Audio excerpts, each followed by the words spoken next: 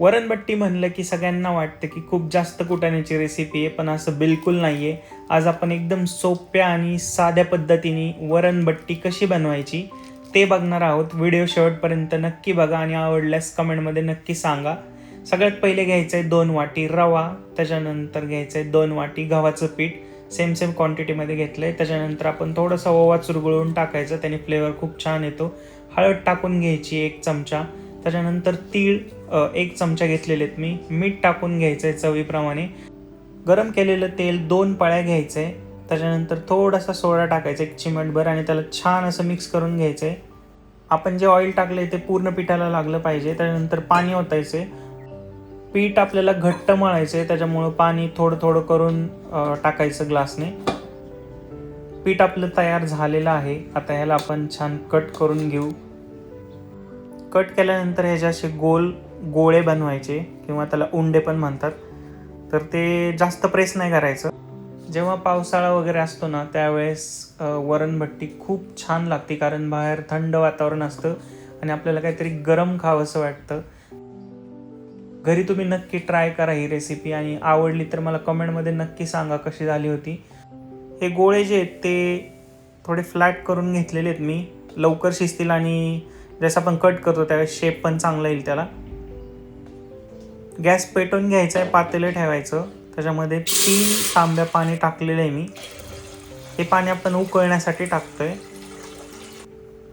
ह्याच्यामध्ये एक एक करून जे उंडेत आपले किंवा गोळे बनवलेले आहेत आपण ते एक एक करून टाकायचे आणि पाण्याची क्वांटिटी एवढी घ्यायची की ते गोळे पूर्णपणे बुडले पाहिजेत. त्याच्यावरती झाकण ठेवायचं आणि 15 ते 20 मिनटं वाट बघू आपण. आपल्याला वांग्याचं भरीत करायचं आहे, त्याच्यासाठी वांग्याला तेल लावून मस्त भाजून घ्यायचं. 4 ते 5 वांगे आपण भाजून घेऊयात.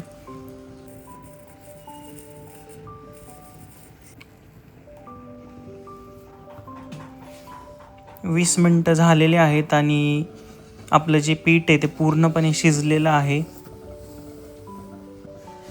साईडला काढून घेऊ याला आणि याला कट करून घ्यायचं आहे.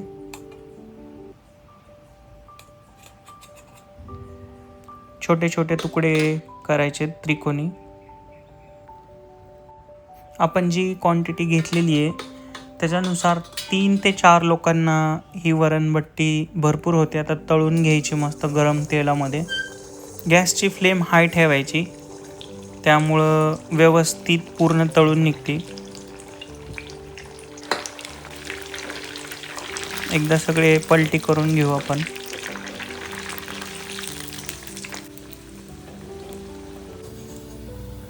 बघा कशी एकदम खरपूस आणि लाल भाजलेली आहे. दुसरी बॅच करून घेऊ आपण.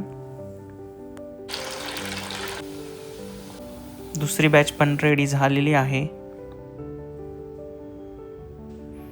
आपली पूर्ण बट्टी तळून झालेली आहे. बघा कसला मस्त कलर आलाय.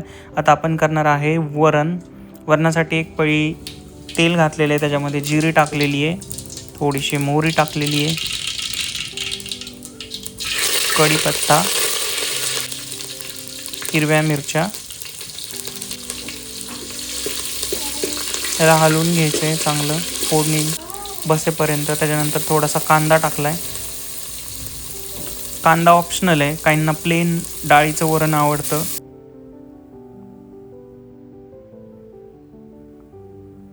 त्याच्यामध्ये आपण थोडासा टोमॅटो पण घालणार आहे. थोडासा लसूण टाकायचा. लसणाने खूप छान टेस्ट येते वरणाला. ह्याच्यामध्ये डाळ टाकतोय आपण. डाळ शिजून घेतली होती 3 शिट्ट्या करून.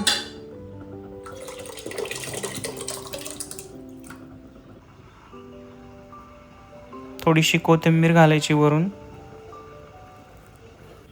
आता आपण भरीत करून घेऊ. भरीतासाठी आपण तव्यावरती तेल टाकून घ्यायचं पहिलं. हिरव्या मिरच्या टाकल्यात.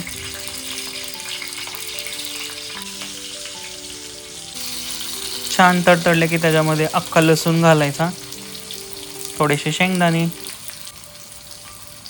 कढीपत्ता. ह्याला परतून घ्यायचं आणि आपण जे वांगे भाजलेले होते ते वांगे ह्याच्यामध्ये टाकू.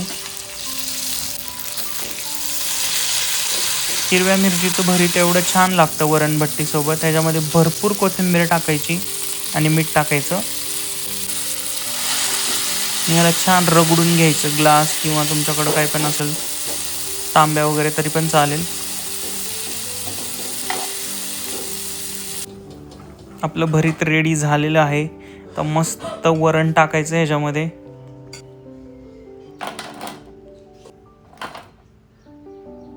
भरीत टाकून घेऊ.